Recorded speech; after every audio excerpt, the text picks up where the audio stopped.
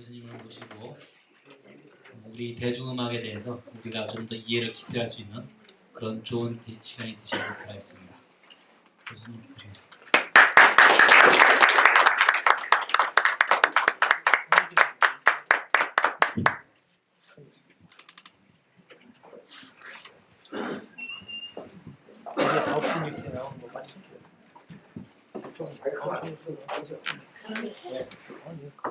반갑습니다.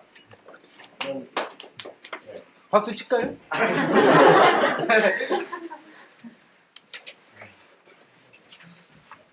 밖에서 가기도 많이 하고 이렇게 강연도 많이 했는데 이렇게 무대가 마련된 데서 조명도 있고 그래서는 태어나 처음입니다.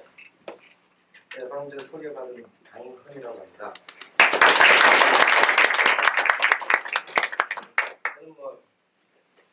저는 현재 직업은 이제 이런사의 음악 평론가라고 하는데 내무부 규정으로 움직입니다. 우리 이제 내무부가 아니죠. 그러니까 아직 그런 지방자치분제 하여튼 그런 기준, 행정자치부 기준으로는 음악 평론가는 직업이 못 되잖아요. 그런 모습입니다. 저는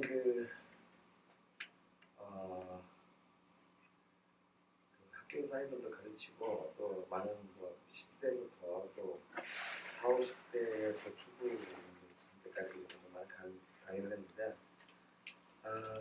우리 대중음악이라는 거 우리가 눈을 뜨고 아침에 눈을 뜨고 저녁에 눈을 감을 때까지 우리의 의지와 상관없이 펼쳐파게 되는 거죠. 이 음악이라는 것은 너무나 다르다 이겁니다.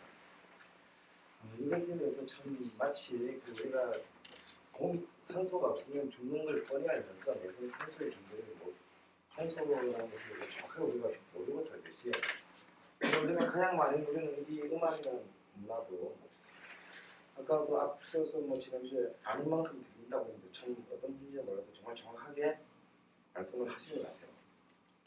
근데 자기가 늘 일상적으로 만나니까 특히 이제 우리가 가요라고 얘기하는 우리 한국 대중음악 그냥 말도 다 들리고 TV에서 올라오니까 난 저에 대해서 좀 많이 알고 있다라고 많은 사람들이 사실 착각을 합니다. 근데 사실 우리나라에서 전가도 있게 가장 큰 문제점 중에 하나는 이 음악과 관련해서는 우리가 이 문화에 대해서 너무 모르고 있다 보니까 너무나 많은 오해와 편견 속에서 진정으로 이렇게 참 더욱더 이렇게 깊게 또 넓게 보다 더 이렇게 이런 표현이 맞는지 모르겠습니다만 수준 높게 똑같은 시간에 똑같은 돈을 들여서 살 수 있는데도 불구하고 너무 또 이런 표현에서 또 되는지 모르겠습니다만 좀 천박하고 또 사실상 자기 본인에게 도움이 되지 않는 방식으로 이렇게 흘려보내고 이렇게 소비하는 그냥 단순 소비를 하고 마는 이러면서 끝난다는 게 저는 개인적으로 대단히 좀 안타깝다고 생각합니다. 그럴 수밖에 없는 게 사실 우리가 지금 초등학교에서 대학교까지 다 마치는 동안에도 정작 우리가 일상생활에서 제일 중요한 이런 대중문화를 이해하고 수용하고 보다 더 이렇게 진지하고 풍요롭게 즐기는 방식으로는 단 한 번도 제도 교육받아 본 적이 없습니다. 우리가 이렇게 교육을 받는 걸 못하고 접하는 건 왜냐 우리를 갖다 이렇게 장사의 대상으로 사업의 대상으로 보는 문화산업이라든가 이 방송이라든가 매체 이런 걸 통해서만 우리가 그걸 통한 정보를 얻고 자기 자신의 어떤 경험을 이렇게 하기 때문에 저는 또 이런 문제가 크다고. 그래서 제가 오늘 아마 여기 앉아 계신 분들은 다 자기가 좋아하는 노래들을 있고 가수도 있고 이런 겁니다. 좋아하는 H.O.T를 좋아하는 사람 별로 없을 것 같고 보시겠습니까? 서태지를 좋아하는 분도 있을 수 있고요. 그리고 또 이미자를 좋아하는 분도 있을 수 있고 양희은을 좋아하는 분도 있을 수 있습니다. 그리고 저는 남윤수나 이남용 같은 사람을 특별히 좋아한다 이런 사람이 있을 수도 있습니다. 그러나 이 모든 걸 다 같은 그 맥락에서는 충분히 볼 수가 있습니다. 그래서 우리가 특히 이제 좀 더 재미있게 또 폭넓게 그리고 이것이 단순히 그냥 노래 하나 듣는 걸로 끝나지 않고 우리의 삶과 우리가 살아가는 데 있어서 어떤 다른 여러 가지의 어떤 넓은 관점으로 이것을 더욱 재미있게 똑같은 3분짜리 노래 듣는데도 그럴 수 있을까? 이게 제 오늘의 좀 말도 안 되는 얘기가 여러분들한테 조금이라도 도움이 된다면 저로서는 대단히 기쁘겠습니다. 오늘의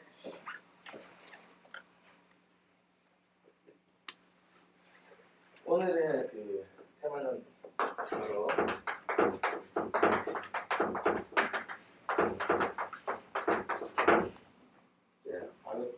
오늘 테마는 그냥 딱 이런 점 잡았습니다. 한국 대중음악.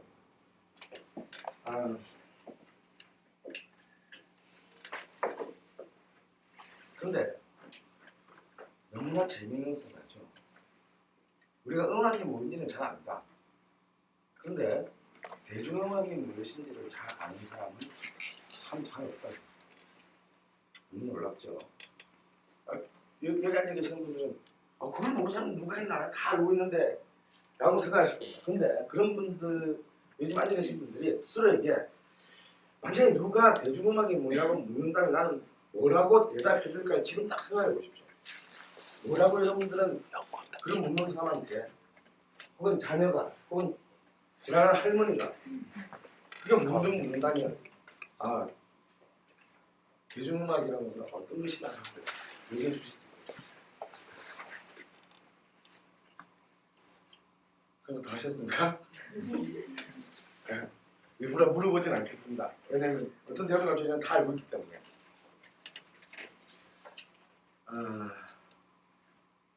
제가 지난 한 10년 동안 학교에서든지 방송에서든지 강연에서든지 쭉 EBS에서 마이크를 주고 글에 나가서도 안 물어봤습니다. 그때는 놀랍게도 10대든 20대든 30대든 다 마치 처음 듣는 질문처럼 얼떨떨한 표정으로 뭐 그런 걸 묻지 뭐 이런 그 표정인데 그걸 제대로 얘기하는 사람 한 번도 보지는 못했습니다. 사실 그렇습니다. 이 말 자체는 이 질문이 잘안 보이시죠? 잘 보입니까? 예. 이 말 자체는 우리가 오늘 2박 3일 동안 얘기해도 어쩌면 잘 풀지 못할 정도로 대단히 복잡하고 어려운 것일 수도 있다. 우리는 너무나 쉽게 매일 이걸 갖고 놀고 또 즐겁게 소비하지만 이 말 자체는 대단히 쉬운 얘기가 아닙니다. 물론 대중음악은 그 위에 우리가 흔히 신문이나 방송에서 내놓는 이 대중문화의 왜 이제 이른바 하위 개념이죠. 대중문화 속의 하나입니다. 그럼 이 대중문화도 역시 마찬가지죠. 이 대중문화도 참 파악이 힘든. 내가 이렇게 쉽게 한번 생각해 봅시다. 이 대중문화에서 역시 가장 큰 힘을 지금 갖고 있는 것은 아무리 제가 막 평론가지만 인정해야 됩니다. 음악이 아니고 뭐죠? 영화입니다. 역시 지금 시대는 영상 문화가 우리를 지배하고 있기 때문에 시장의 규모를 보더라도요. 한국의 1년 동안 음반 시장을 다 합쳐도 영상 시장 중에서도 우리 집에 가면 집 앞에서 비디오 빌리거죠. 이 비디오 대여 시장의 한 40%, 5분의 2밖에 되지 않습니다. 그만큼 영상 시장의 이 시장도 크고 사람들한테 미치는 영향력도 대단히 큽니다. 여기 자녀 기르는 분들 많으시겠지만 저도 9살째, 5살째 아들인데 이들은 세상을 제가 쭉 어릴 때부터 태어나서부터 보니까 세상을 무엇으로부터 배우느냐면 맨 처음에는 CF로부터 배우더라고요. TV에서 말도 못할 때도 CF가 그게 빨리 15초, 20초, 30초 동안 팍 변하니까 그걸 통해서 자극을 받고 세상을 읽기 시작합니다. 지금 세대는 영상 세대입니다. 우리 애들은 왜 이렇지 왜 애들 대화가 안 되지 라고 생각하시는 분은 그런 부모님들이 계신다면 너무나 당연한 겁니다. 이 같은 집에서 호적을 같이 쓰고 있을 뿐이지 이 세대와 흑백 텔레비 혹은 흑백 텔레비도 없던 시절에 자랐던 사람들하고는 이건 전혀 다른 나라의 다른 언어를 구사하고 사는 사람들이에요. 그럼에도 불구하고 음악은 또 영화가 할 수 없는, 영상문화가 할 수 없는 대단한 영향력과 힘을 가지고 있습니다. 비록 시장은 작고 하지만 이 음악은 영화가 할 수 없는 걸 하는데요. 그것이 바로 이겁니다. 여러분들 영화나 책을 읽을 때는 뭐죠? 딴 일을 할 수가 없습니다. 쉽게 말하자면 배타적이다 말이죠. 딴 걸 할 수가 없고 그것만 봐야 됩니다. 영화관에 가서 볼 때 물론 옆자리에 같이 간 남편 혹은 마누라 애인 뭐 손을 만질 수도 있겠지만 딴 작업을 할 수는 없습니다. 그렇죠? 책을 읽으면서 딴 일을 할 수 없죠. 근데 음악만이 유일하게 이걸 하면서 음악을 들으면서 다른 걸 공부를 할 수도 있고 일을 할 수도 있고 하물며 잘 때 그걸 끼고 자는 사람도 있습니다. 그리고 음악만이 영화는 자기가 보기 싫으면 관두면 됩니다. 중간에 나오면 됩니다. 비디오 보기 싫으면 끄면 됩니다. 그렇죠? 책 보기 싫으면 덮으면 됩니다. 근데 음악은 또 자기가 하기 싫어도 수용해야 됩니다. 택시를 타는데 택시 운전기사 아저씨가 트로트 메들리를 뽕짝 메들리를 틀어놨다. 여기서 아저씨 난 그 노래 싫어하는데 좀 꺼주세요. 그런 사람 별로 없다 이겁니다. 왜? 그러다가 맞을까봐. 그래서 틀어야 됩니다. 백화점에 쇼핑하러 갔는데 백화점에 그 스피커에서 소리가 나옵니다. 자기도 모르는 걸 듣는 거예요. 그래서 음악은 유일하게 인간을 무의식적으로 스며듭니다. 무의식적으로 스며들고 자기도 모르는 사이에 영향을 받게 됩니다. 이것이 다른 영상문화나 활자문화보다도 음악이 가지고 있는 아주 중요한 힘이자 속성입니다. 그런데 이렇게 딱 이런 음악을 보면서 딱 보면 이런 음악을 우리가 딱 듣다 보면 여러분들 아마 일상생활에서도 그런 걸 친구들 사이나 혹은 뭐 한 집안에서도 마찬가지예요. 가족들 사이에 이런 걸 봤습니다. 그걸 노래라고 듣냐? 혹은 친구들 사이에서도 아버지는 몰라요 이러다가 또 친구들 사이에서 보면 뭐 H.O.T다 서태지다 가지고 팬들끼리 막 서로 치고 싸우네. 그죠? 그러면 좋은 음악은 뭐냐? 이렇게 얘기하면 그런 게 어디 있냐? 내가 좋으면 땡이다. 내가 이거 좋으면 되고 그럼 내가 이거 좋아하니까 너는 이거 좋아해라. 나는 이미자 좋아할 테니까 너는 서태지 좋아하고 말아라. 이런 식으로 과연 각자가 가지는 고유한 감정, 감수성으로만 이 문제가 해결될 수 있냐? 과연 그럴까요? 정말 내가 이미자를 좋아하는 것이, 내가 서태지를 좋아하는 것이, 내가 들국화를 좋아하는 거나 내가 핑크를 좋아하는 것이 그것이 정말 자기의 고유한 개성이자 감성일까라고 이런 걸 생각하십니까? 그렇지는 않다고. 그것은 말이죠. 제가 보기에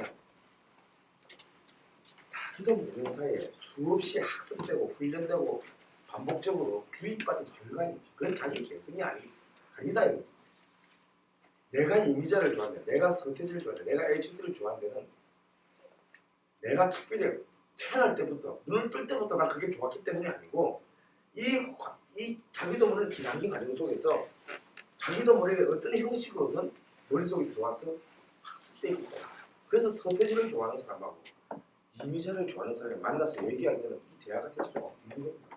이쪽은 이쪽으로 학습받았고 나머지를 버렸고 이쪽은 이쪽을 학습하고 나머지 버렸기 때문에 우선은 다 자기 얘기만 하고 있는 것이죠. 자, 그렇다면 그럼 우리는 영혼을 자기가 좋아하는 것만 하고 말고 자기가 좋아하는 것과 다른 것을 좋아하는 사람하고는 적어도 음악을 가지고 이런 얘기를 할 수가 없는 겁니다. 그렇지 않다는 거죠.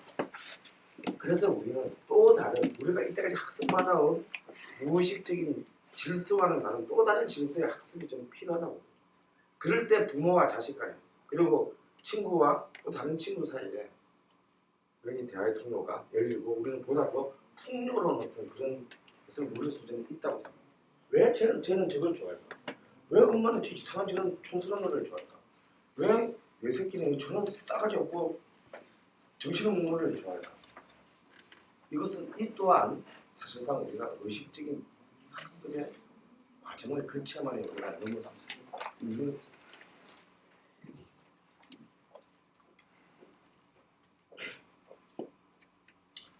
자, 대중음악이라고 하려면 그냥 단순히 대중음악이 뭔지 하고 딱 하면 대부분의 사람들이 다 10명, 9명 많은 사람들이 좋아하는 음악이에요.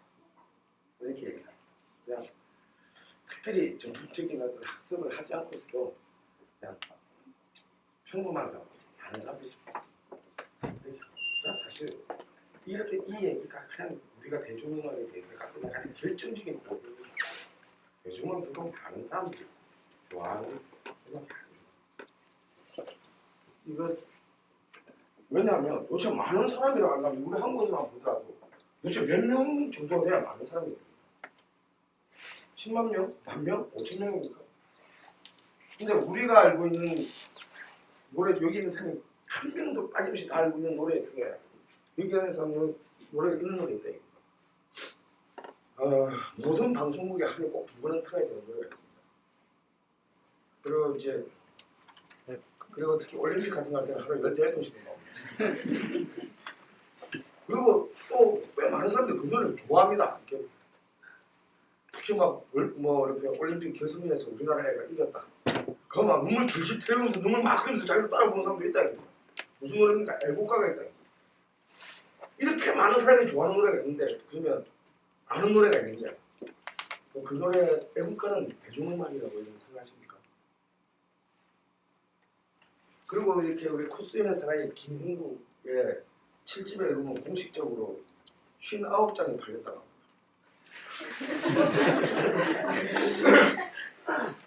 우리나라 땅에서 59명 이런 하나 샀다 칩시다. 그러면 저도 사실은 모릅니다. 그 노래. 여기 대중음악이죠. 아는 사람도 없는데. 근데 우리는 제가 이렇게 딱 질문을 던지지만 간단하게 애국가는 대중음악이 아니야. 본능적으로 그렇게 생각하죠. 근데 50장에 팔려도 김흥국의 7집 앨범에 실린 노래들은 7집에 실린 노래들은 대중음악이라고 생각합니다. 그렇죠? 혹시 뭐 아닌 생각 가지고 계신 분 있습니까? 또 그럼 조금 더 가보세요. 좀 더 여기서 하나만 더 나가봅시다.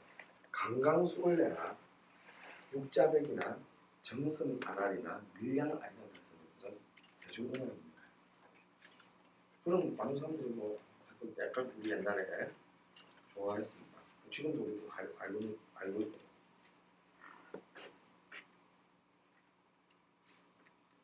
이런 노래들은 대중음악이 아니다. 이런 노래들은 따로 뭐라 그러냐면 우리가 민요라고 그러죠. 공식적으로 민요는 대중음악이라고 부를 수가 없습니다. 민요는 기본적으로 민요성음악이라고 하는데 그럼 도대체 대중음악이라는 게 뭔가? 대중음악은 뭔가? 이건 많은 사람이 좋아하고 자시고 이거 상관이 없는 음악입니다. 민요를 우리 좋아할 수도 있고요. 응? 많은 사람들이 민요를 좋아할 수 있다. 아니야. 많은 사람 다 알고 다 좋아한다. 그건 아니다. 대중음악은 그런 많은 사람 숫자하고는 상관이 없고 무엇보다도 상품의 음악이다. 돈을 주고 거래하고 돈을 상품의 운명이 뭡니까? 이걸 통해서 이걸 만들어가지고 그때의 이윤을 추구하려는 목적으로 만들어진 음악이 대중음악이다. 쉽게 말하면 시장의 음악이에요. 상품이라는 것은 시장에서 그려져. 시장의 음악이라는 것은 뭐냐면 바로 시장의 개념이 우리 사회를 지배하게 된 시대, 자본주의라는 시대의 음악이다. 그래서 사회주의 국가의 음악을 대중음악이라고 하지 않습니다.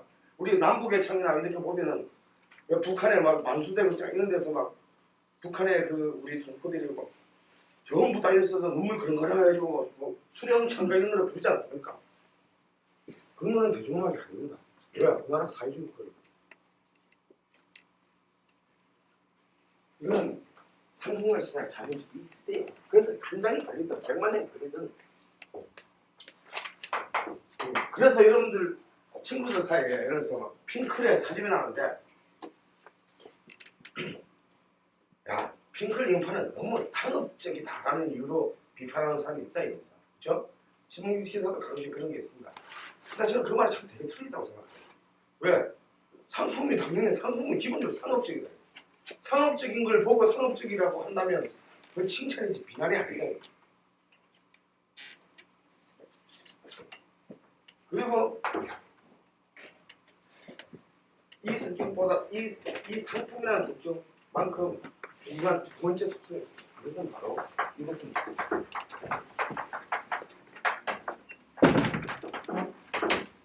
매스미디어예요. 매스미디어를 통해서 광범하게 유포되고 그걸 통해서 우리는 알게 되고 소비하는 음악입니다. 이전에 관광수월래 시대 때도 미디어는 있었죠. 바로 미디어는 뭡니까? 관광수월래 시대 그냥 바로 사람 자기 자신입니다. 그죠? 자기가 부부분 놀다가 너 좋잖아. 이혼 말해도 알려줘야 되겠다. 자기는 미디어입니다. 내 새끼한테 이걸 가르쳐줘야 돼. 미디어. 그러니까 퍼스널 미디어. 사람 몸이 그대로 미디어. 그런데 이 자본주의 시대 산업혁명이 딱 되면서 이제 뭡니까? 과학기술이 1877년도에 에디슨이라는 약간 살짝 마시간 사람이 소리를 저장하는 장치를 추궁기죠. 그때 사람들이 그랬습니다. 너 소리를 저장해서 뭐하게?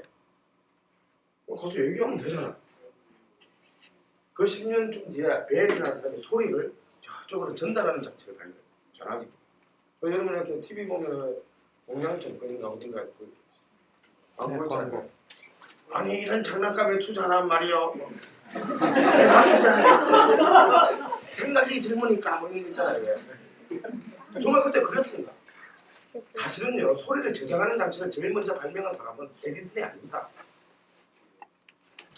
에디슨보다 4개월 전에 유럽의 프랑스에서 샤를 앙리라는 사람이 에디슨보다 훨씬 더 수준 높은 방식의 이 장치를 발명했습니다. 그런데 우리가 왜 에디슨으로 알고 있냐? 프랑스 그 과학적 생산물에 그걸 인정하는 프랑스 왕립 과학 아카데미가 그 특허 출원된 이 추궁기를 보고 진짜 프랑스는 기족적이잖아요. 지식은 소리를 질러서 뭐하냐?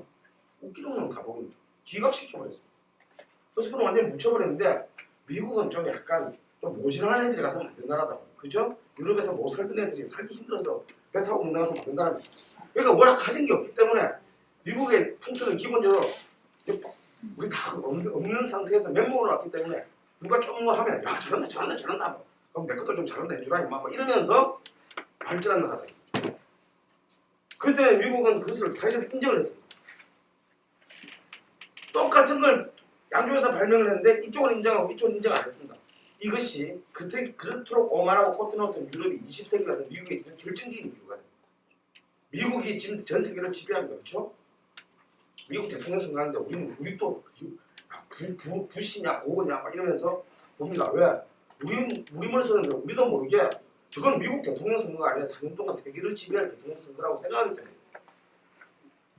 그러나 그런 질서가 되는 100년도 차이 되지 않는다. 그것에 아주 미세한 출발은 바로 여기에 있다. 미국은 이 미디어라는 것에 대해서 제일 먼저 중요하다고 인식한 최초의 국가입니다. 그래서 미국은 이런 산업을 전략적으로 투자해서 빨리 발전시켰습니다. 소리를 저장하고 소리를 전송시키는 이 개념이 합쳐져서 20세기에 등장을 하는 게 아니죠. 하나의 세기를 바꾸는 매체가 하나 등장합니다. 뭡니까? 라디오다. 미국은 라디오가 대단히 중요했어요. 유럽은 라디오에 대해서 별 필요성을 느끼지 못했습니다. 왜냐하면 미국은 땅덩이가 넓은 데다가 게다가 온갖 인종들이 와서 만들었다. 그래서 이 국가적 한 국가로서의 소속감, 통합성이 없었습니다. 나라 제목은 유나이티드 스테이트인데 이 유나이티드가 안 된다. 그래서 이걸 갖다가 통일시킬 수 있는 한 나라를 통일시킬 수 있는 어떤 강력한 어떤 무기가 있어야 되겠는데 그게 뭘까? 라디오라고 생각했습니다. 그래서 그는 자기 국가의 목적으로 이 라디오에 대한 전략 아주 엄청난 것을 갖다가 투자합니다. 그런데 이걸 통해서 세상의 문화가 이거를 전달되는 문화가 미국 최초의 20세기에 들어와서 미국 한 국가 전체에 옛날에 다 미국도 동네 스타였겠죠. 근데 미국 전체의 스타가 뭐냐면 최초의 스타가 루이 암스트롱이라는 사람입니다. 루이 암스트롱이라는 사람 알죠? 예. 그런데 얼굴 얼굴에 반이 그 입술이지 않습니까? 근데 이 뉴올리언즈 출신의 이 흑인이 미국 전역의 스타가 되는데 약 25년이나 시간이 걸렸습니다. 이 초기 미디어 시대에 아무래도 전파가 늦은 거예요. 미국 전체에서 이 사람을 알기까지 25년이 걸렸다. 1956년에 남부 깡촌, 미국 남부 깡촌 멤피스 출신의 우리로 치면 한 전남 한평쯤 됩니다. 이 한평 출신의 이 트럭 운전사가 판을 딱 냈습니다. 엘비스 프레슬리였습니다. 엘비스 프레슬리가 미국 전역에 알려졌는데 딱 1개월이 걸렸습니다. 어쩌면 이 미디어, 매스미디어, TV, 라디오가 없었다면 서태지와 아이들 아직 해상 못했습니다. 지금도 뭐 오늘은 경북 의령에서 내일은 경북 청송에 가가지고 저희들이 서태지와 아이들입니다. 막 그리고 앞으로도 다시 올 테니까 올 때까지 계속 이쁘게 해주세요. 막 이러고 지금 다녀야 된다 이겁니다. 그렇지 않겠습니까? 이 한국이 아무리 좀 98,000평방킬로미터밖에 안 돼도 요소 다니다 보면 이 끝이 없다 이거. 그것을 한 달 만에 모든 나라의 사람들이 쟤들 하고 알게 만든 그 힘, 이게 바로 매스미디어다. 바로 이 두 개의 개념을 바탕으로 해서 성립되는 게 20세기에 와서 새롭게 만들어진 인류의 역사를 바꾸고 인류의 문화의 역사를 완전히 바꾸게 되는 게 출현하는 게 대중문화. 그 안에 이 대중문화. 자, 그러면 이제 노래를 한번 우리나라에서 바로 이 상품의 음악, 돈을 받고 그래야 되고 시장을 열게 만든 음악의 시대가 언제쯤 열렸겠습니까? 우리나라는 물론 이전에 수많은 노래들이 음악이 있었습니다. 돈으로 그래야 되는 음악의 시대가 열리게 된 첫 번째 시점은 1996년입니다. 이때 이제 우리는 처음으로 이 상품을 막 대중문화로 해서 처음 경험하게 됩니다. 그 노래를 한번 들어보겠습니다. 그때 26년도 8월 달에 나온 그때의 오리지널 그때서 내용으로 들어볼 것이기 때문에 조금 소리가 유성기니까 지지지지지지 끓이더라고. 야, 26년 8월 달에 이런 노래가 그때 나왔으면 우리 할아버지들이 듣고 삥이 나갔구나.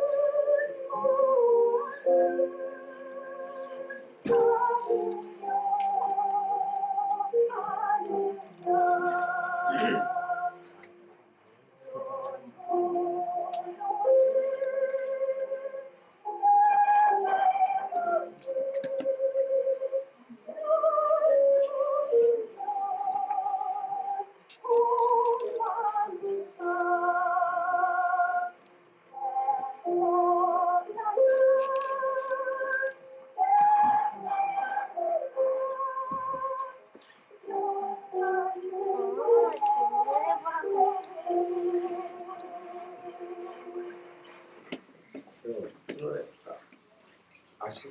젊은 분들은 아마 모를 것이고 나이 드신 분들은 다 알고 그러니까 26년에 발표 4회 참여. 이게 사자는 물론 죽을 사자입니다.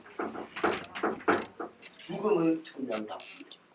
살바른 현실이요. 요즘같은 때 바로 됩니다. 이 노래를 부르는 사람은 지금 이 노래를 방금 부르는 사람은 윤신이라는 이 사회참기라는 제목으로 영화는 그렇게는 아니었어요.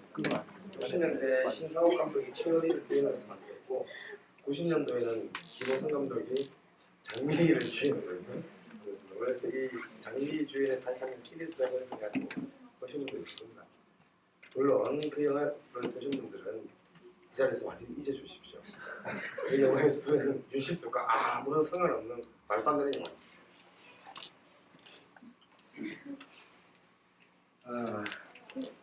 강사님 불 좀 켜줄 될까요? 네, 봅시다. 깜깜해가지고.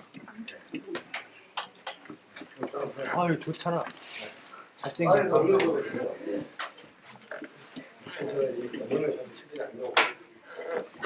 예, 방금 들었던 이 노래가 아닙니까? 네? 방금 들었던 이 어떻게 보면 말도 안 되는 노래가 이 나라를 지었습니다. 이 한반도를 서태지보다 되겠다. 서태지고 조용필하고 잘 나가야 남한 한반도의 반쪽만 흔들었잖아요. 이 노래는 한반도 전체를 딱 들었다가 확 뒤집었다. 도대체 뭔데 이 노래가 그런 한 역사를 보여요. 그래서 이 노래 말은 좀제 1절만 이 3절인데 1절만 들리는데 들렸습니까? 네. 무슨 뜻인지 잘 안 들리죠?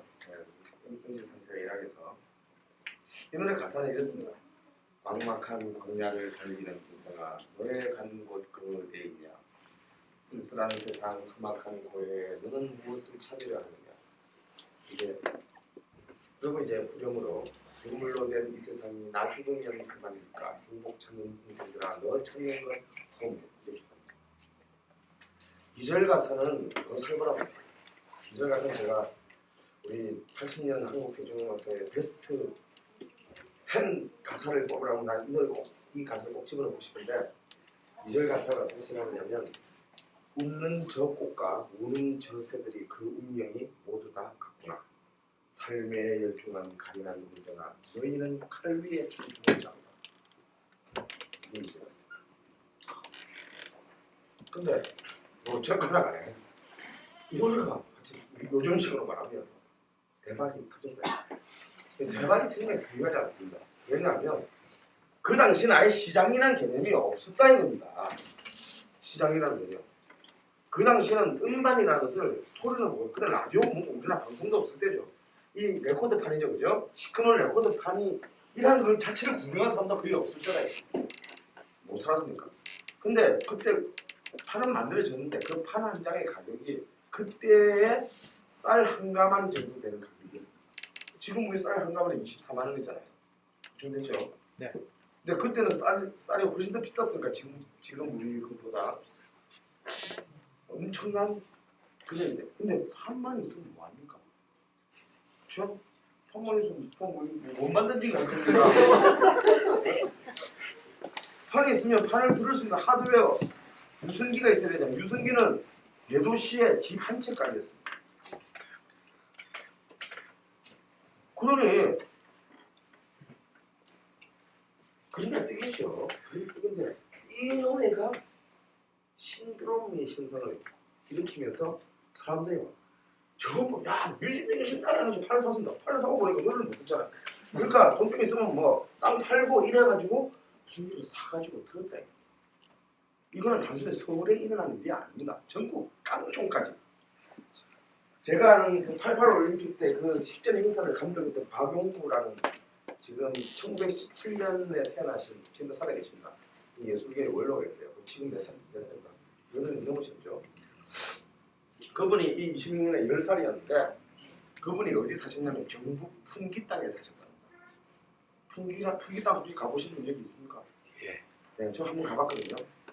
한번 가봤는데 저는 풍기 땅 가면서 우리나라가 참 넓은 나라라는 걸 처음 느꼈어요. 도대체 문경에서도 아무리 가도 풍기가 안 오는 거예요. 그래서 야, 귀를 잃었나? 근데 귀 하나밖에 없는데 귀를 잃을 수가 없지 않습니까?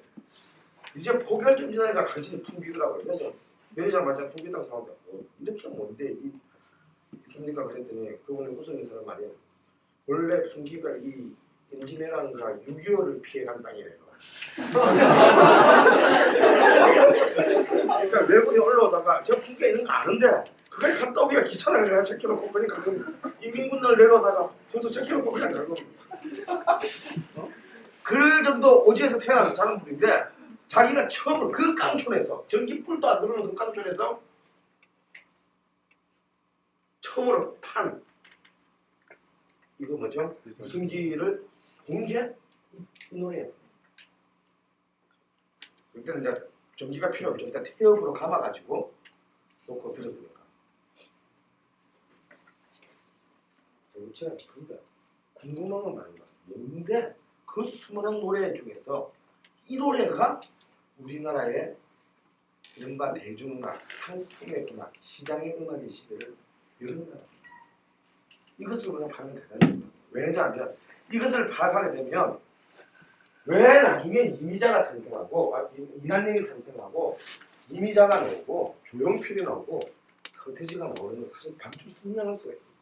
그리고 왜 이 문화 사이에 우리가 누리는 이 음악의 문화에 어떤 사실상의 좀 가슴 아픈 문제가 있는가, 어떤 오해와 서로 곡해가 있는가를 사실 이 노래의 비밀을 보면 제가 보기엔 한 20% 풀린다. 여러분, 이 노래는 글자 그대로 허무주의 또는 염세주의로 가득한 가사를 가지고 있습니다.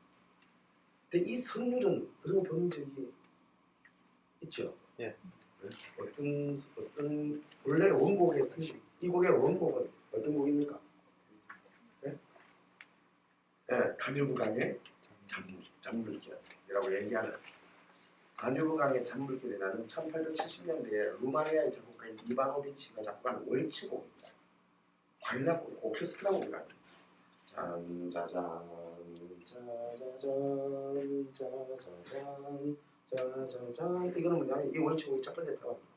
이 노래의 후렴 부분은 이 월츠곡의 마지막 테마 따다다단 따다다단 따다다단 따다다단 이걸 따와가지고 붙였습니다. 그리고 노래말을 붙여서 노래를 막. 그 이거는 어떻게 보면은 뭐 번안곡이라고 할 수도 없고 하여튼 이상한 건다. 그냥 이른바 우리가 클래식이라고 말하는 서양 음악에서 선율을 갖고 와서 지 마음대로 조립해가지고 가사만 한국말로 붙여서 녹음을 한 거예요. 쉽게 말하면 클래식이다 이겁니다. 이른바. 근데 이게 왜 우리 민요도 아니고 많은 사람들 그러는 민요도 아니고 그럼 1926년도면 식민지 시대입니다. 일본 음악도 아니고 왜 이 노래가 이 역할을 하게 됩니까?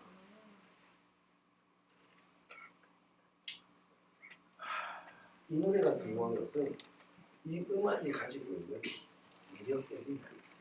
이 음악이 너무 예술적으로 좋고 노래 듣기도 좋아가지고 와 정말 너무 좋아서 한번 들으면 잊을 수가 없어서 이거 사야겠다 이래가지고 뭐 틀린 게 아니다 이겁니다. 무슨 재주로 사람들이 이걸 들을 수 있겠어요? 라디오도 없는데 공연이라는 뭐 콘서트 이런 것도 없는데 어떻게 들을 수 있겠습니까? 이것이 이 노래가 이 한반도의 사람들한테 확 불러일으킨 건 이 노래 자체의 이유가 아니고 노래가 가지고 있는 호소력, 뛰어난 완성도가 아니고 이 노래 바깥에 노래하고 상관없이 노래 바깥에 있는 거예요. 바로 이 노래를 부른 윤심덕이 일본의 오사카의 이토 레코드에서 녹음실에서 이 노래를 취입하고 녹음하고 다시 한국으로 돌아오는 광부 연락선 배 위에서 그의 내연의 전부이자 유부남이자 그리고 와세다 대학교에서 유학한 유학생이자 그리고 고등학교 공교에서 나오듯이 한국 근대적인 연극단체인 포원회를 만든 사람이자 한국의 최초의 현대 연극의 극작가이자 연출가인 김우진이라는 사람하고 둘이서 물론 윤신들은 위원이었습니다. 이루어질 수 없는 사랑을 비관하면서 그 깜깜한 밤바다에서 둘이서 동반 배위에서 동반 히네타에서 빠져 죽었다. 동반 자살을 했다. 완전히 그냥 밤중에 일어나는 싱크로나이즈드 다이빙이죠. 뚜레스로 그냥 그런 본 사람 아무도 없습니다. 근데 한 사람은 연극계에 아주 뭐라 그럴까요? 지식, 첨단의 일본 동경유학 같은 지식. 한 여자는 한 남자는 그렇고 한 여자는 역시 우에노 음악학원. 여러분이 그 한국 근대음악의 아버지라고 부를 때 배웠던 홍남파 있죠. 홍남파가 바로 이 우에노 음악학원의 안심덕의 1년 후배입니다. 남자도 가기 힘든 동경유학 이미 1910년대에 윤신동은 동경유학 같은 음악계의 에이트였습니다. 이 몇 명 안 되는 이 유학생들 중에서 그 한 나라의 문화계를 대표하는 남자 여자 그 하나는 유부남이고 하나는 미혼이고 이 둘이 듀엣으로 죽었다. 다음 날 조선일보 중앙일보 중앙일보 그때 쓰고 조선중앙일보죠. 조선일보 중앙일보 동아일보에 사회면에 전부 톡 현해탄의 정사 이래가지고 원래 그 당시에 그 신문 제목을 그랬을 때 정사 많이 뜻은 그 스캔들이 일어난 겁니다. 근데 이건 죽음의 스캔들이었어. 사람들이 광분해서 왜 이상하게 우리나라가 아니고 이 자본주의 시대에 죽음에 열광합니다. 이건 기억 안 나십니까? 10년 전 11월 달에 김현식이라는 가수가 죽었습니다. 그렇죠? 쫓겨난 뒤에 그 마지막으로 녹음했던 게 쫓겨난 뒤에 그 다음에 91년 2월 달에 나왔습니다. 내 사랑 내 곁에. 어쨌습니까? 그때 그게 1년 내내 그 노래가 그냥 계속 나왔습니다. 그때만 한국 사람 급하게 표 다 몰아줬습니다. 160만 명. 올해도 말이죠. 160만 명 이상 파는 판을 한 장뿐입니다. 조승몬과 뭐 그렇죠. 맞죠. 아시나는지 가시나는지 말고는 160명 파는 판이 없어요 지금도. 참 돌았습니다. 천재의 요절이 다 머리사면서 그냥 막 사정 없이 막 언론에서도 막 계속. 근데 저는 그 사람은 어떻게 죽었습니까? 32살을 나이로 소주를 워낙 많이 마셔가지고 간이 부어서 감정가로 죽었다니. 여기 뭐 무슨 예술적이고 드라마틱 그게 어디 있습니까, 그죠? 그래서 소주 막 마시다가 간이 부어가지고 감정가로 죽었다니. 그런데도 무슨 온갖 사람들이 그냥 왕창 월급을 몰아줬습니다. 그로부터 5년 뒤에는 아예 그래도 김현식은 그래도 죽기 전에 좀 스타였습니다. 노래도 잘하고. 근데 5년 뒤에 95년 1월 2일에 노래도 막 생전이 안 되고 노래가 되면 춤이라도 잘 추고 춤도 못 추고 춤도 못 추면 뭐 이렇게 야구라도 잘 가는데 그것도 안 되고 그러면 그것도 못하면 버무리가 안 다음에 뭐 얼굴에도 잘생겨야 되는데 그것도 안 되고 이상한 젊은 가수가 자살했습니다. 어찌 한번 스타가 돼볼 거라고 막 온갖 막 방송국에 세수대 내밀고 그랬는데 판도 몇만 장 못 팔고 이집이 기댔습니다. 그 이점을 만드는데 그래가 회사가 망했어요. 그런 중학교에서 이 집을 만들었는데 그걸 못 이기고 자살했어요. 구축구한테 이 집이 딱 나왔는데 갑자기 뭐 일집이랑 뭐 사실 걸레 안 빤다고 행주다니까 그 일집에서 뭐 안 되면 이 집에 들 리가 없죠. 근데 똑같은 뭐 수준의 판이 나왔는데 한 달 만에 이 땅에 10대 만들들은 40만 장을 몰아줬어요. 누굽니까? 왜 이렇게 죽음에 이렇게 나무 죽음에 이렇게 관심이 안 가는 거야? 왜 이렇게 얼마나 괜찮아요? 그 얘기가 그냥 분명히 있다고 생각해요.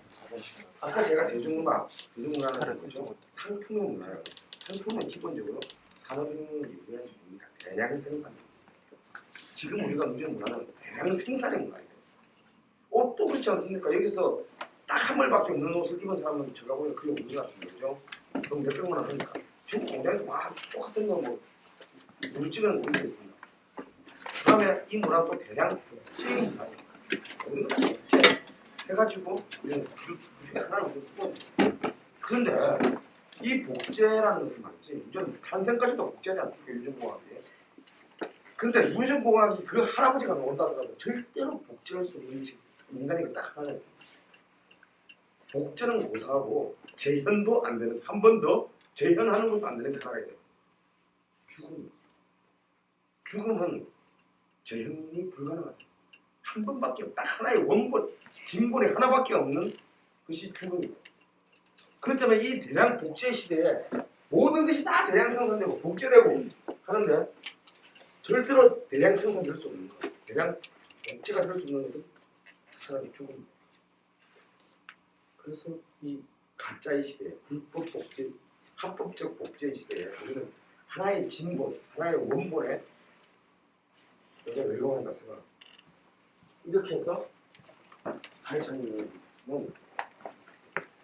죽음이라는 신선을 확 불고 난 뒤에 판을 셋째 주에 그로부터 이주일 주에 판이 한 장이 툭 출시됐어요. 이 죽은 여자가 죽기 직전에 녹음을 딱 보니까 뭡니까? 제목, 그 노래 제목이 사이천입니다. 이거는 막 고스톱으로 따져도 확실하게 짜고친 고스톱이 아니고 딱 마치 틀어지지가 않는 거 아닙니까? 그죠? 막 죽어서 우리는 그 죽음 때문에 완전 스캔들이 막 이러는데 그 죽은 사람이 판을 내야 되더라. 판을 내는데 그게 사기차입니다. 그리고 이걸 여러분 아시는 거예요. 그 당시 사람들은 죽은 사람의 소리를 듣는다는 것이 왜? 라디오나 이런 것이 전혀 없었기 때문에 죽었다는데 그 사람 소리를 들어볼 수 있다는 거예요. 그게 너무 신기한 거죠. 이해가 안 되는 겁니다. 그래서 옛날에 왜 라디오 처음 들어온 집에 할머니들이 막 뜯어보고 막 그렇죠. 안에 사람이 들어가 있나 그런 얘기 많이 들어봤죠. 그러니 이 죽음도 화제지만 그 죽은 사람의 소리를 들어볼 수 있다는 것이 그래서 집 팔고 돈 팔고 해가지고 그 우리나라 사람들이 호기심이 생기면 성질이 급해가지고 기다리지를 못해요. 끝장을 봐야 됩니다. 그 순간 우리도 모르게 그 윤신덕의 사회참배에 이끌어서 시장이 열렸습니다. 새로운 시대가 시작합니다. 우리의 대중음악의 첫 번째 지점이 바로 음악 그 자체의 매력이다. 그것이 가지고 있는 사람들에 대한 고소력 때문이 아니고 음악 바깥에 있는 어떤 다른 사건, 쉽게 말하면 스캔들이죠. 센세이셔널리즘이고 음악 이외의 다른 이유로 이것이 유명하고 알려지고 성공했다는 것은 우리 대중음악의 좀 불행한 저주가 됐습니다. 그래서 지금 노래 잘해서 성공하는 게 아니고 딴 걸로 뭘 바라보는 음악 속에서 음악이 소외되는 그런 시장의 논리가 많습니다. 내가 지적하지는 않겠지만 저는 한 번만 노래보다는 띵트를 잘해가지고 요즘 젊은 가수들의 가수는 저 기본적으로 곡을 못 만든다는 노래를 할 줄 알아야 되는데 음정 박자를 못 맞추는 사람, 악보를 못 보는 사람이 대부분 있고 음정 박자를 못 맞추는 사람이 그다음에 지금 여기서 아마 저는 하루만 아무 예산에 여기 노래방을 하루 아침부터 이렇게 밤까지 딱 노래 잘하는 사람 5명 볼 것 같습니다. 그 여기 앉아 계신 분이 중에서 난 정말 음악은 참 좋아하지만 진짜 박치고 음치다 이런 사람도 가수 될 수 있습니다. 얼마든지 지금 시대에. 여러분 혹시 라는 꼬랭이 시리즈 있죠. 걔들은 정말 해도 좀 너무하더라고요. 녹음하는 거잖아요. 왜냐면 제가 가보니 걔들 때문에 강남 다른 데 갔는데 걔들 녹음하기를 보면 녹음을 하는데 도대체 반주하고 이거하고 맞는 게 시계가 고장나면 두 번이 하루에 2번은 맞잖아요. 근데 이건 정말 그것도 못한 거예요. 한 번도 안 맞는 거예요. 근데 얘는 그냥 녹음하고 있습니다. 연습이 뭐 무쫄라고 찍는 거지. 왜 이렇게 음악처럼 이제 연습이 안 돼서 그런 줄 알아요. 연습을 하고 녹음을 해야 되는 거 아닙니까? 그랬더니 연습 많이 했는데 저래요. 이걸 어떻게 만드나? 그러니까 애들은 뭐 착하고 귀엽죠 뭐. 수고하셨습니다 하고 이제 그냥 갔습니다. 그때부터 이제 이 엔진의 작업이 시작되는 거예요. 컴퓨터에 음악을 탁 올려놓고 음정이 낮은 거는 높이고 높은 거는 낮춥니다.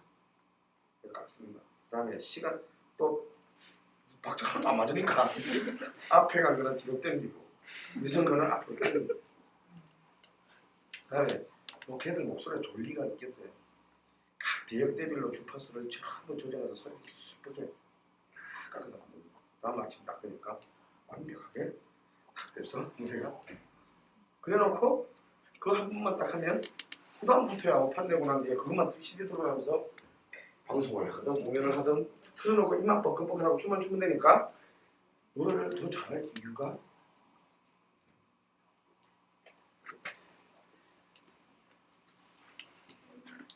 아무리 우리보다 더 시장이 크고 더 사회에 발달한 일본, 가까운 일본, 나아가서 미국에서 그런 건 절대 통용되지 않습니다. 아무리 댄스 뮤직이라도 노래를 못한다? 노래를 제대로 할 수 없다? 걔는 그 바닥에서 밥숟갈 놔야 돼요. 실제로 90년 초에 밀리 바닐리라는 가수가 있었어요. 이 가수가 되게 인기가 좋았어요, 10대들한테. 근데 노래를 못 불렀어요. 그 이놈이 원래 남의 목소리를 녹음했어요. 그러고 나가서는 이제 우리 지금 요즘 유행하는 립싱크로 빵긋빵긋하다가 걸렸습니다. 그리고 그 이후로 그가 어디에 있는지 무슨 하는지 아는 사람은 그걸 본 사람은 아무도 없습니다. 우리 같으면 뭐 그럴 수도 있지 뭐 다 그러는데 그럼 우리 같으면 또 기자회견 아닙니다. 옛날 룰라 표절로 걸렸을 때 그렇죠? 아 우리를 위해서 죄송하다. 정말 앞으로 열심히 나 공부해가지고 내 노래를 만들어서 이렇게 해야 되는 게 정상인데 우리나라 사람들 우리나라 가수는 어떻게 하냐고 거기 빳빳이 들고 내만 했나 억울하다. 기본적인 일도 아니에요. 이런 모든 룰이 저는 제가 보기에 어쩌면 우리의 탄생 때부터 예고하고 있는 식이에요. 음악이 아닌 다른 것으로 물론 윤신들은 까고 없다. 자, 그런데 여기서 이런 우리의 음악, 대중음악의 속성, 성격이 음악이 아닌 것이 더 중요하게 되는 것으로 열렸다는 거 말고 우리가 이 사건에서 또 찾아야 할 진실이 하나 더 있습니다. 저는 윤신들이 자살했다고 믿지 않습니다. 그 당시에도 윤신들이 진짜 자살했냐? 누구한테 죽음을 당했냐? 아니면 사실은 안 죽고 어디 가서 살고 있다. 뭐 이런 여러 가지 속설이 많이 있었습니다. 사실 자살했다는 것에 대해서는 아무도 그걸 본 사람도 없고 뭐 유일한 증거는 그 선실 그들이 선실 배 선실에 남긴 2줄짜리 유서뿐입니다. 사실 이는 과학적인 증거가 되지 못하죠. 누가 조작했을 수도 있고 그 당시 뭐 필적감 이런 거 할 일은 없었으니까. 근데 이건 진짜 이제부터 이제 이 윤신들 이 여기가 미스테리로 이제 저는 윤신들은 타살당했다고 생각하는 그런 입장을 가진 사람들 중에 하나입니다. 왜냐하면 그 앞뒤의 정황을 볼 때 윤신들은 자살할 이유가 전혀 없었다고 저는 보이기 때문에 자살을 하는 그 앞에 모든 조직들이 있죠. 갑자기 뭐 삶이 흥분하다든가 안가로 도망갔다든가. 근데 윤신들은 아니라 직접 자살할 여자가 제가 보기에 제가 자료 쫓아내서 그런 걸 보면 윤신들은 1896년에 평양에서 태어났습니다. 아주 가난한 집에서. 평양 여자 아시죠? 딴 여자랑 다릅니다. 딴 여자 출신들 대단히 생활력이 강하고 막 폭중성 그리고 이쁘기도 하고. 근데 그 여자는 유학을 아까 갔다 왔다는데 어떻게 유학을 갔냐면 그때는 다 잘 사는 집 부호의 아들 지주의 아들들이 몸 팔아가지고 유학 가지 않았습니까? 윤신등은 집이 너무 가난했습니다. 보생자만 쭉 딸려요. 자기 힘으로 공부해가지고 총독부 관비 유학생의 자격으로 일본에 갔습니다. 우리 치면 국비 유학생이죠 지금. 남자도 힘든 거예요. 여자 그 당시에 여자의 몸을 그 총독부의 돈을 타내가지고 유학을 갔다 오는 거예요. 성취동자가 대단히 강합니다. 그렇게 해서 그는 유학을 갔습니다. 가서 서양 음악, 이른바 베토벤, 모차르트, 베르디, 슈베르트 이런 걸 공부했대요. 구하는. 왜? 우리한테는 서구는 하나의 거대한 구원과 동정의 대상이기 때문에 여기서 잠깐 고려를 짚어봅시다. 이 당시에 지식인들에게 서구는 도산 안창호도 그랬고 여러분들이 다 학교 다닐 때 배운 준원이 강수도 그랬습니다. 이 당시에 서구는 우리에게는 하나의 구원의 동아줄이었습니다. 왜? 우리가 남한테 먹히고 나서 딱 보니까 되게 기분 나쁘죠. 먹혀보니까 왜 먹혔나 가만히 생각해보니까 바로 이웃 나라인데 우리가 늘 천년 동안 서로 야 하면서 한번 톡톡대대기를 했다가 뭐 전쟁도 한번 했다가 또 우리가 뭐 전해주기도 했다가 이러면서 왔는데 이런 나라한테 먹혔다 이거. 저 먼데도 아니고 왜 먹혔나 했더니 얘들은 우리보다 우리가 쇄국 정책을 펼 때 먼저 서구를 받아들이는 것밖에 없다 이거. 그럼 우리는 늦었지만 빨리 서구를 받아들이자. 그래서 힘을 키우자. 이게 부국 강경원입니다. 그래서 우리가 빨리 식민지에서 벗어나자. 그래서 이 당시에 지식인은 전부 다 서구를 배워야 되는. 한국의 최초의 근대적인 장편 소설은 이광수의 무적, 1917년도에 나온 이광수의 무적의 맨 마지막 페이지를 보면 그 뒤에 주인공 박영채와 그 남자 일당들이 항구에서 막 제품 잡는으로 끝납니다. 그 마지막 페이지의 마지막 대사는 뭐냐면 배워야지요. 뭘 배운단 말입니까? 바로 유학을 떠나기 전에 그 대사죠. 서구를 배우러 가는 서양을. 우리나라만 식민지가 된 거 아니라 전 세계에 약 200개가 되는 나라들이 다 식민지를 통해서 근대화됐습니다. 억울한 거예요. 근데 우리나라가 딴 나라랑 다른 건 뭐냐면 그 나라는 전부 다 뭐죠? 서구의 일강들에서 식민지가 됐어요. 자 가까이 베트남이랑 우리랑 똑같이 다 식민지였는데 베트남은 프랑스의 식민지가 됐어요. 근데 우리나라의 베트남과 다른 결정적인 이유는 뭐냐면 베트남이 서구에서 식민화된 나라들은 서구가 뭡니까? 우리처럼 동정과 환상의 대상이 아니다. 대립과 극복의 대상입니다.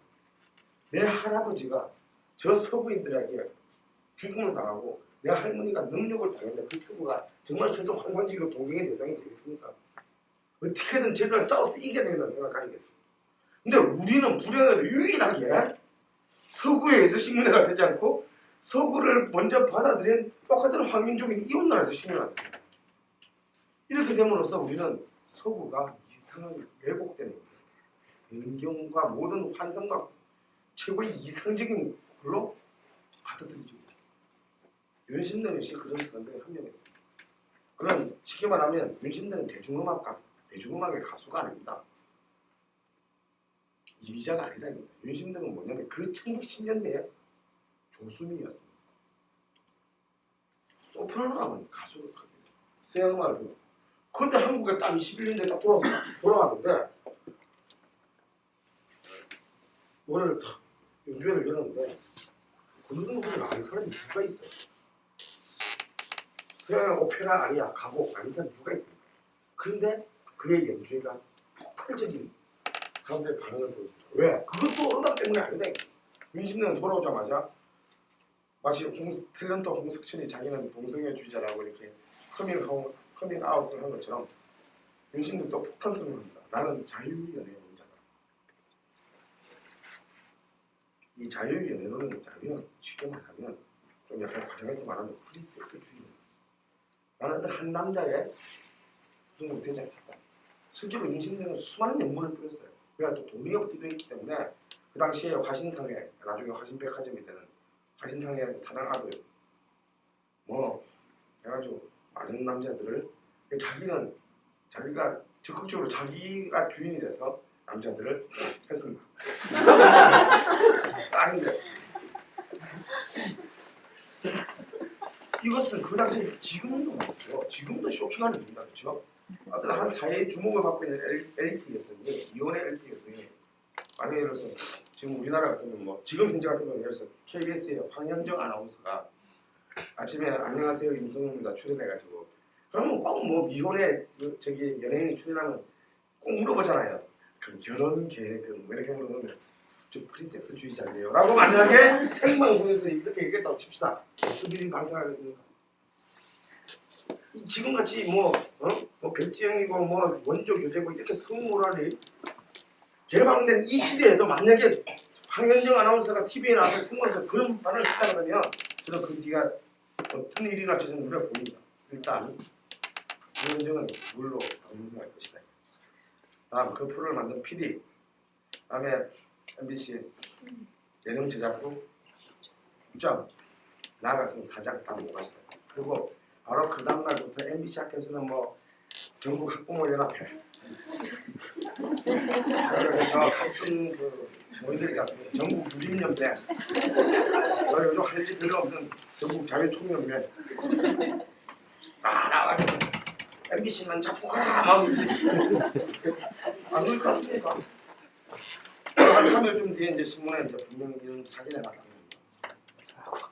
선글라스로 얼굴을 가리고 황급히 공항을 빠져나가는 황현정. 지금도 그런 일이 일어나면 그렇게 될 겁니다. 그런데 1921년도에 한 여자의 여성 독립선언이 있어요. 온 장안의 한량들은 이 여자가 무슨 공연을 한다더라. 전부 다 막 노래를 들어온 게 아닙니다. 어떤 여자인데 혹시 나도 막 이러면서 이게 대단히 그래서 도대체 노래를 하는데 무슨 말인지 들을 수가 없어요. 두 번째 공연을 하는데 아무도 안 왔습니다. 절망하기 시작했습니다.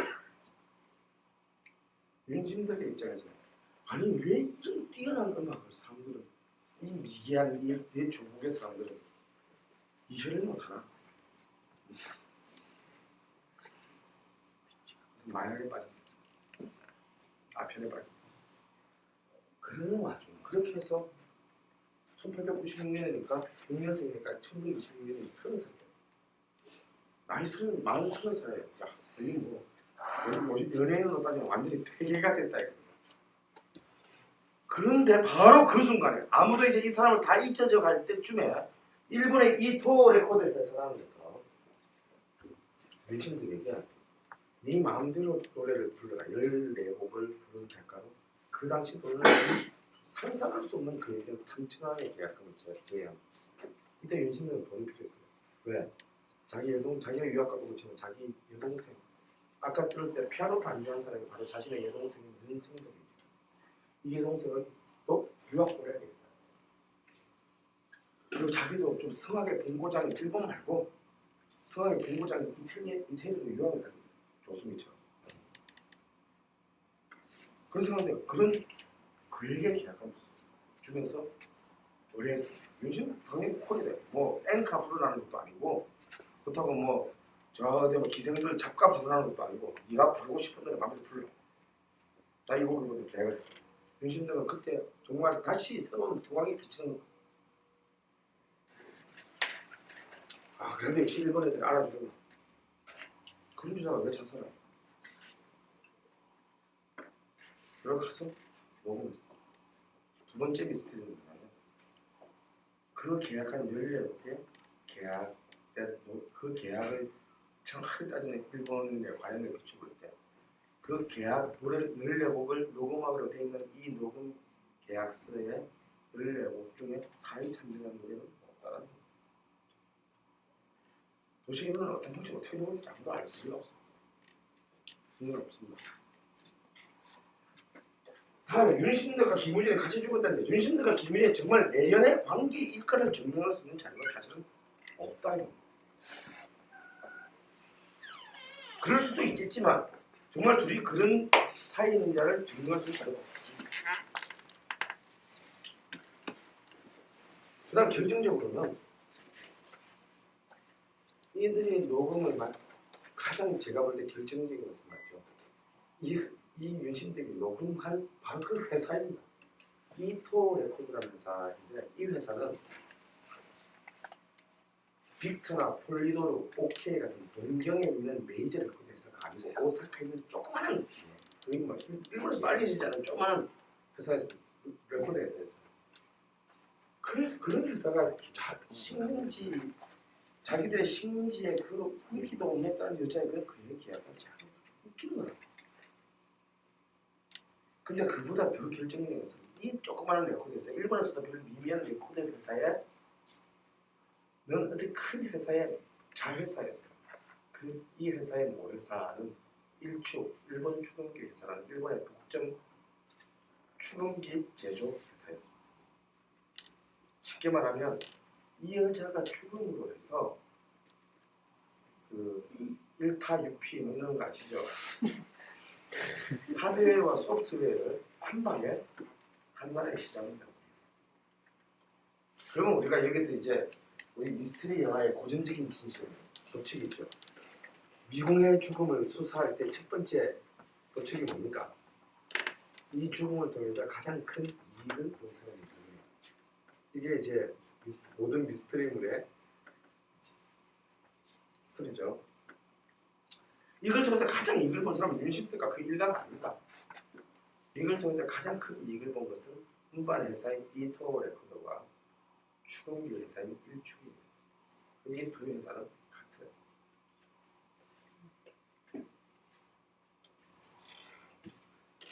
결국 어쩌면 저는 그래서 여기에는 타살의 그 충분히 시다. 이 사람들이 윤심덕이 사회참여를 녹음하기 3년 전에 어떤 일이 있었냐면 1923년에 여러분 관동 대지진 사건 아시죠? 네. 대지진이 크게 났는데 사람이 많이 죽었어요. 그런데 그 공포와 그 사회적 혼란을 막기 위해서 어떤 유언 피해를 퍼뜨린다면 이 지진이 조선징 때문에 조선 때문에 일어났다. 라는 유언비가 상태돼가지고 백주대낮에 한국 조선 동경의 한국인들이 일본의 그 자치단은 일본 경찰, 일본 민간인들한테 몽둥이로 맞아 죽는 사건이다. 근데 그게 한두 명이 아니고 3,000명이 넘었습니다. 지진이 일어났는데 그 지진이 조선인 때문에 될 수 없는 조선인 때문에 일어났다는 그런 말도 안 되는 이유로 백주대낮에 몽둥이로 수천 명의 한국인들이 맞아 죽는 사건. 이게 1923년에 있었어요. 무슨 얘기냐면 조선인들은 쉽게 말해서 일본인들은 인간에 같이 대항을 하는 인간의 대상이 아니에요. 지진 나서 그걸 뒤집어서 맞아 총이 되는 만약에 그런데 한 두 명의 사람을 희생시켜서 한 나라의 산업 시장을 열 수 있다면 충분히 죽일 수 있는 그런 상황이라고 생각합니다. 그리고 이때 1926년은 바로 3년 뒤에 다가올 뭐가 있죠? 세계 대공황이 있습니다. 그 공황을 앞두고 26년부터 세계 자본주의 시장이 불황을 확 떨어지기 시작합니다. 우리나라도 IMF 겪지 않습니까? IMF 때 팍 터지면 제일 먼저 삼성 현대가 무너집니까? 아니죠. 제일 마지막으로는 저 하청 공장부터 망하기 시작합니다. 세계도 마찬가지, 세계 시장도. 자본주의 중심부가 아직까지 흔들리기 전에 자본주의 맨 끝에 있는 것부터 망가지기 시작합니다. 자본주의 고리의 맨 마지막은 자본주의 전력 기차는 일본에 있습니다. 근데 일본의 산업은 경쟁력이 없다는 거예요. 일본의 산업 가지고 유럽이나 미국 시장에 가서 이 경쟁이 되겠습니까? 내수 시장은 이미 한계에 이르렀습니다. 일본은 새로운 시장이 필요했습니다. 근데 일본의 식민지라고는 대만하고 조선밖에 없는데 대만은 그건 아직까지 오진시림 수준이고 시장을 개척할 수 있는 건 유일하게 식민지 한국. 저는 이런 이유에서 무조건 타살될 가능성이 훨씬 높다라고 생각합니다. 그러나 자살이면 타살은 아니에요. 어쨌든 죽음에 의해서 열렸습니다. 그리고 그것은 바로 우리 자신의 어떤 우리 자신의 복지 문제가 아니라 불황에 빠져들어가던 일본의 자본주의에 기여합니다. 아무리 작은 아니라 하더라도 우리가 이 사회참여상에서 일어나는 두 번째 것은 뭐냐면 바로 우리 음악이 여기에 멜로디는 스완입니다. 그리고 이것의 자본의 주체는 일본입니다. 우리는 음악적인 음악 그 자체의 문법에 의해서도 이미 처음 시작할 때부터 서양 음악이 우리 문화에 대한 주인이 돼요. 다음에 이 음반 시장에 그것도 우리의 자본이 아니라 일본의 자본을 위해서 봉사하는 것으로 열렸다는 거예요. 그래서 이제 이런 문제가 발생합니다. 지금 이 순간에 야, 뭐 말만 한국말이지. 사실 이게 피부가 누른 거지. 우리 음악이라는 게 뭐 뽕짝이나 힙합이나 그거 다 미국 거 아니냐, 일본 거 아니냐, 외국 거 아니냐. 도대체 우리 거는 뭐 우리의 대중음악은 뭐냐? 과연 정말 제가 첫 번째 썼던 것처럼 한국 대중음악이라는 거 싫어하는 게 뭐냐? 있냐?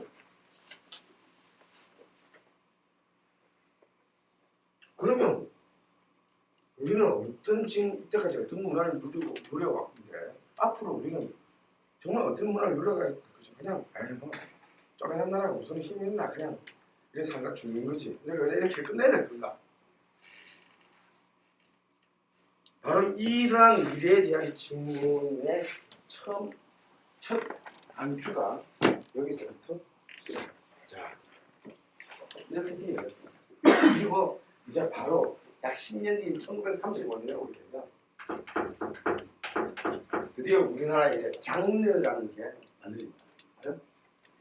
음악에 이제 한 범주가 만들어집니다. 최초의 이제 이 우리나라의 대중음악에 그런 문법이 만들어집니다. 그게 뭡니까?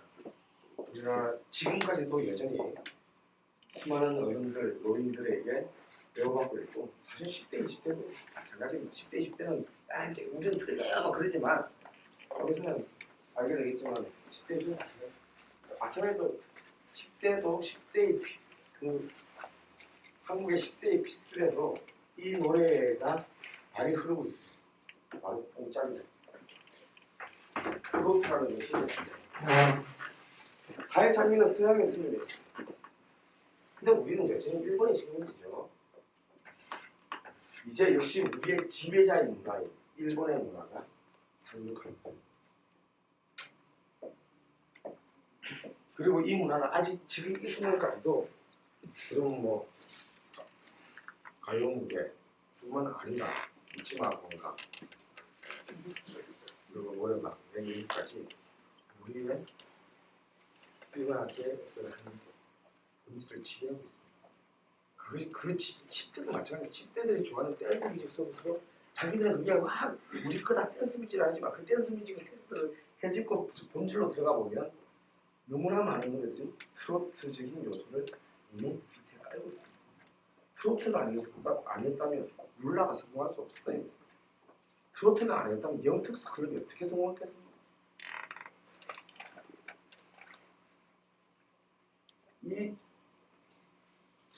이 트로트의 비밀이라는 거는 이제 지금 이 순간까지 우리를 70년 동안 어떤 지배하고 있는 우리 대중음악의 가장 중요한 법칙을 이제 이해하는 거지. 두 번째 노래는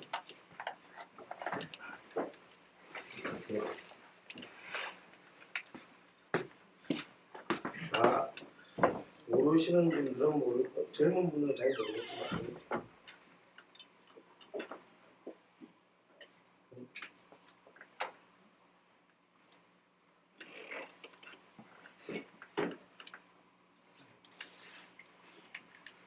노래를 딱 깨끗이 모아가지고 순서대로 한 장의 CD를 복사를 해놨는데요.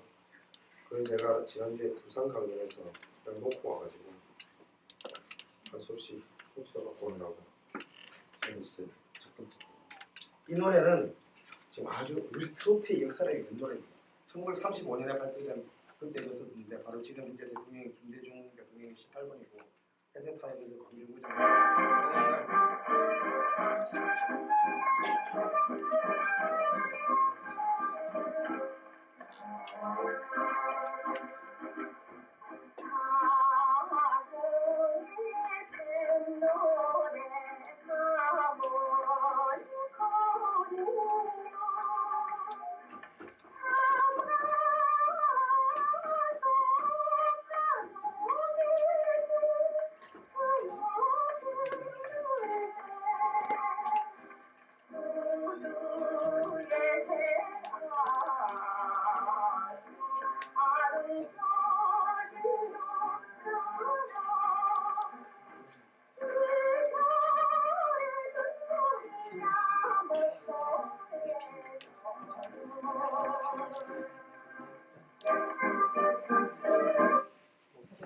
다 신호죠. 예.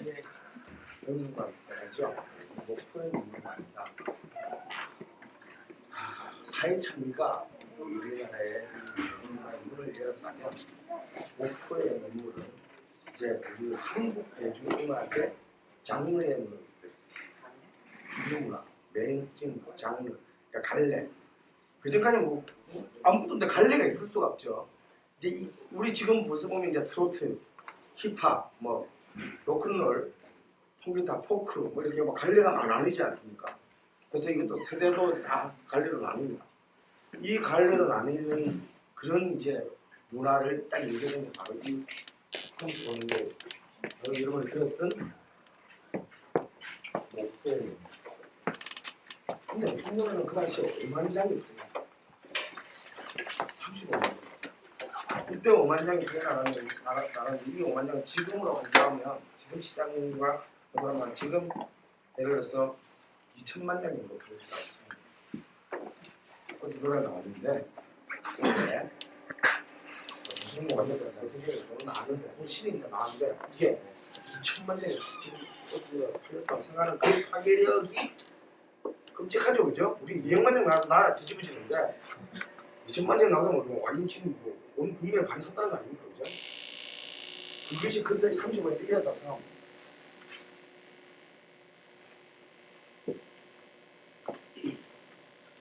정말 이난영 앞에 이난영 없고 이난영 뒤에 이난영 없다. 라는 말이 이때 생각합니다. 그리고 이난영 이 목표의 문제 정말 재밌는 건 맞죠. 이것이 성공을 거두는 데서 드디어 제가 본격적인 산업의 형태로 시작된 겁니다.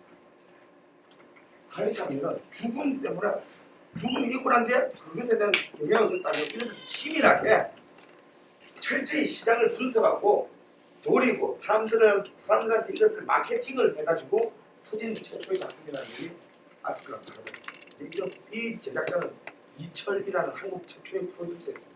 지금 SM 엔터테인먼트의 이수만의 이제 제일 큰 원조죠.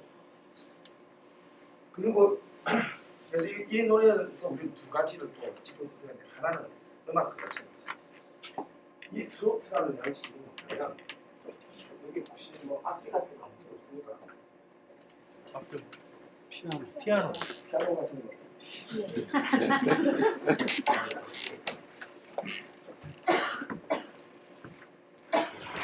그래서 사실 피아노 칠 줄 봅니다.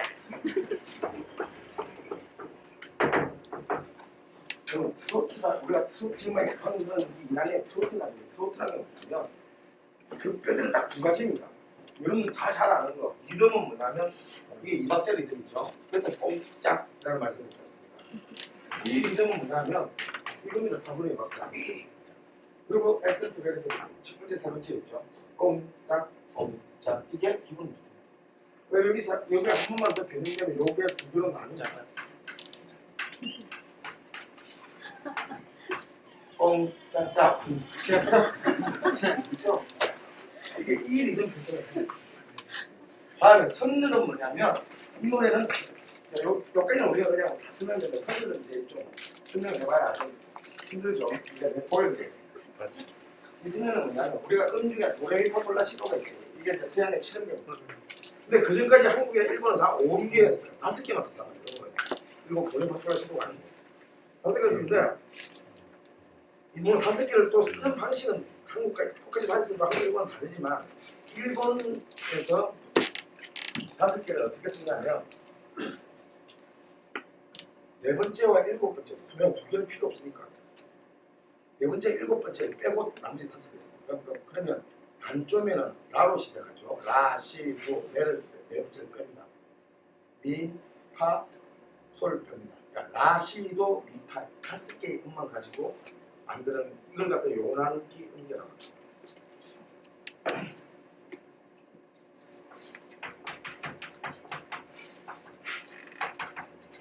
이 5개의 음을 써서 선율을 만들고 리듬을 이렇게 만드는 게 트로트다. 이 음계를 그래서 요난기 음계라고 합니다. 그러니까 쉽게 말하면 말이죠.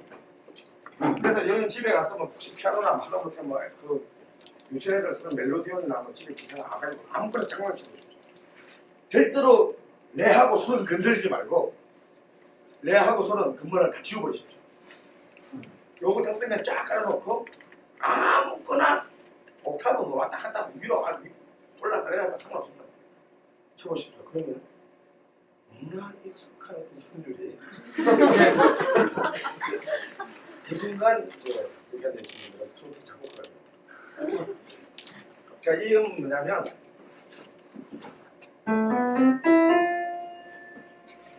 이 다섯 그러니까 제가 대충 한번 쳐볼게요. 아무거나 내 마음대로 레하고 손은 절대로 들리지 말고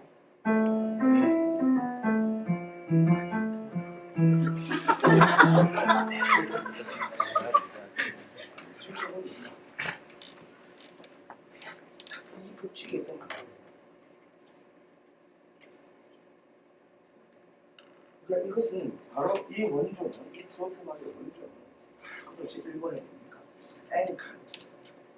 앵카를 한자로 어떻게 쓰냐면 이 앵카의 있는데 그까지 얘기하면 뭐 너무 끝이 없으니까 맛만 보고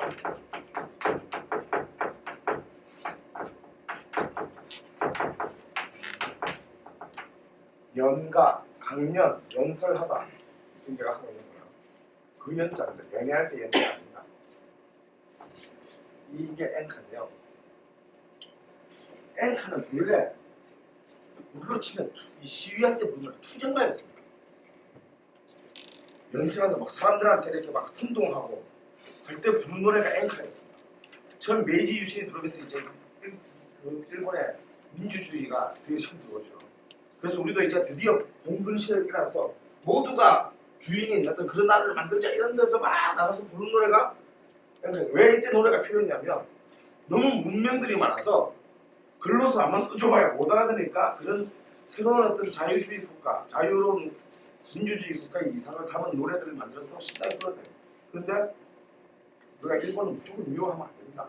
일본 제국주의가 미우지. 일본 역시 일본의 대부분의 사람 역시 일본 제국주의에 희생을 했어요. 그런데 1890년대에 일본에는 갑자기 그 민주주의 분위기에 죄를 뿌린 사건이 발생합니다. 이게 이제 군국주의의 부상.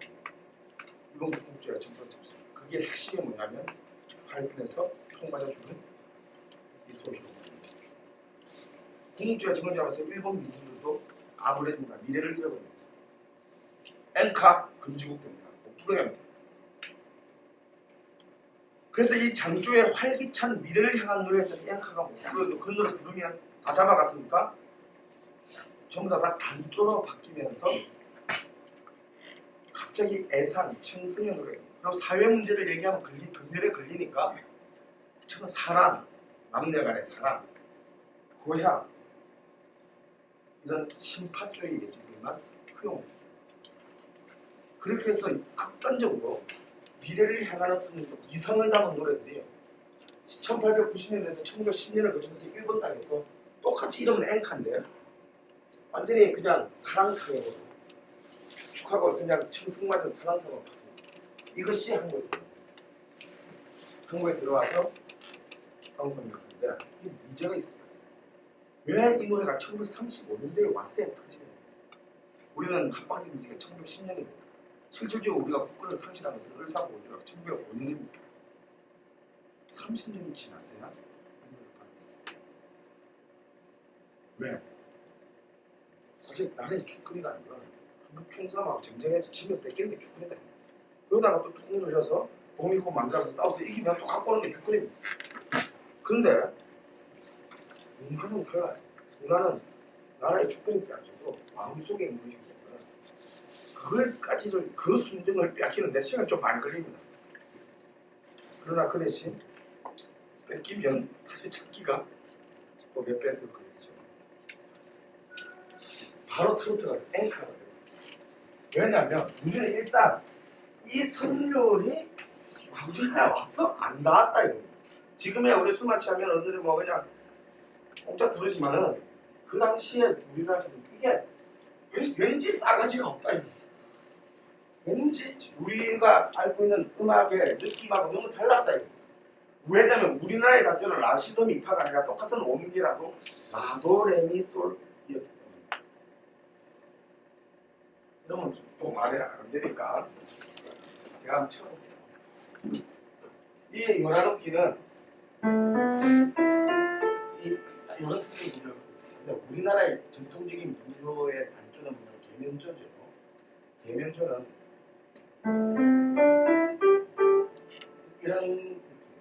이러니까 도저히 뭐 그게 그거죠, 그죠? 그게 안 되죠. 그러나 이걸 노래로 바꾸면 우리가 이 두 개는 하늘과 땅 차이예요.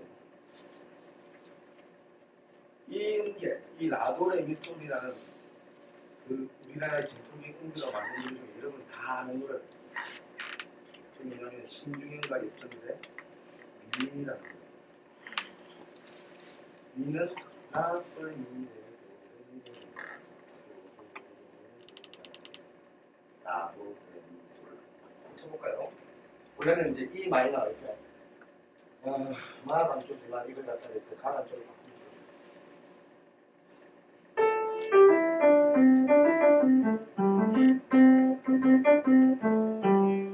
이게 좋죠?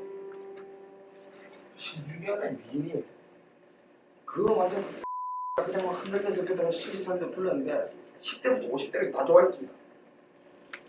좋아하는 이유가 있어요. 아무리 우리가 우리 거를 다 잃었다 하더라도 아무리 이렇게 머리에 물들이고 막 10대라 하더라도 가물놀이 하면 그게 또 쉽게 받아들인다 한 번도 들은 적도 없는 애들도 그게 뭐냐면 자기의 유전자 속에서 이런 우리의 전통적인 믿음에 대한 근친성이 있기 때문에 그래서 우리가 신중현의 미인이 이렇게 만들었기 때문에 그걸 알고 좋아하는 게 아니라 이미 공업화가 서구화가 진행된 1970년대에도 우리가 잊고 있었던 우리의 무의식 속에 있던 지평을 이 선율이 건드렸습니다. 그래서 이건 사실 철저히 10대, 20대 음악인데도 불구하고 로큰롤인데도 불구하고 그 당시에 70년대에 40대, 50대도 버싸 하면서 좋아해준다. 만약에 이 미인을 트로트 작곡가 박준석이나 김영걸 같은 트로트 작곡가가 만들었으면 아마 이 연기를 써서 만들었을 거예요. 이 연기를 써서 만들면 어떻게 되냐면 똑같은 배우인데 만약에 미인이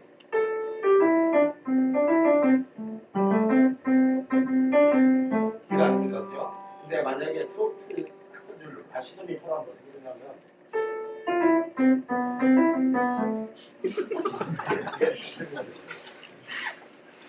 아까 이렇게 쭉 하면은 비슷비슷한데 이렇게 선물로 만들어 보니까 전혀 그런 거예요. 그러니까 우리는 이렇게 익숙했지 그게 익숙한 하나도 없고 이게 이상했어. 근데 역시 이 선율은 좀 펴면 자꾸 펴고 자꾸 돌려주고 하면은 익숙해진다. 우리나라 사람들이 지금 젊은이들이 우리나라 전통음악을 모른다 그러죠. 1년 만에 정말 자기들은 우리는 음악보다 이걸 우리나라 전통음악을 알게 하는 기준이 딱 하나 있습니다. 이게 너무 폭력적인 방식에서 내가 못 쓰는 거지. 우리나라 모든 방송에서 서구 음악을 듣는 걸 질도 그냥 그리고 전부 한 종일 내내 모든 방송에 우리 전통음악 이름만 딱 틀면 그럴 수도 있습니다. 이게 폭력이라고 합니다. 1996년에 미테랑 정부가 그런 짓을 하려고 했습니다. 프랑스의 미테랑 대통령이 프랑스의 문화가 미국의 사브리 문화에 짓밟히니까 뚜껑 열려가지고 저번에다 모든 방송에서 영어로 된 CF 다 금지시켜 코카콜라도 전부 다 프랑스식으로 발음하게 해. 그리고 모든 방송에서 쓰는 노래 70%를 프랑스 노래만 틀어. 그래가지고 미국하고 프랑스가 되게 분쟁이 일어나. 물론 미테랑 대통령이 이제 시라크한테 정을 넘겨서 이제 몇 달만 하다 끝났지만 96년에 프랑스에서 그 문화의 대국이자 자존심 그 자체는 프랑스에서 하도 뚜껑이 열려가지고 실제 하려고 했습니다. 그렇게 하면서 갖다 했는데 그게 안 되죠. 하여튼 이 음계는 문화라는 게 제가 아까 처음에 학습 때는 반복적으로 그래서 그게 지크라고 생각하는 거예요. 사실 지크도 안 돼. 그래서 일본인들은 참 남의 나라를 먹을 만한 나라는 이게 아무나 일본의 한국을 이렇게 쉽게 짤짤하다가 우연히 먹는 게 아닙니다. 이 10년대 우리나라 딱 합병하자마자 이번은 아주 뭐라 이렇게 학부 참가진이라는 초등학교, 우리 지금 국민학교, 초등학교 음악 교과서를 거의 바로 만들어요. 왜? 나이 어차피 머리 굵은 놈들은 지금 여기가 안 통하니까 지금 이제 1학년 애들부터 일본 음악 저 성률로 된 것을 가르치기 시작. 걔들이 이제 커서 35년도에 오면 이제 사회에 이거는 받아들일 수 있어요. 근데 우리가